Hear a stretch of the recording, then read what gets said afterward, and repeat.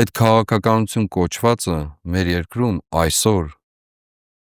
որևէ շերտով գոյություն չունի, ավելորդ բաներ թող չխոսեն, ընդդիմադիր դաշտից կլինեն, իշխանական այսպես կոչված ճակերտավոր դաշտից կլինեն, թող իմանան, մենք եկեղեցին, ես, իմ հոգևոր եղբայրները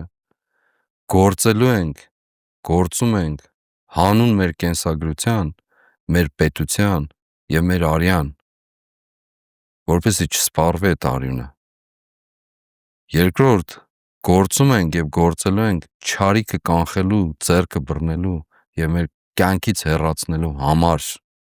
նույնիսկ դեմ էլ չեմ ասում, համար։ Եվ սա միանշանակ կուզեն որակեն քաղաքականություն իրենց կարճ խելքով, տգիտությամբ, թող որակեն։ Չեն ուզում, չեմ կարծում, որ չեն ուզում։ Ինչպիսի որակում ուզում են թող տալ։ Մեր անելիքը դա է, շատ հստակ ասում եմ, շատ հստակ։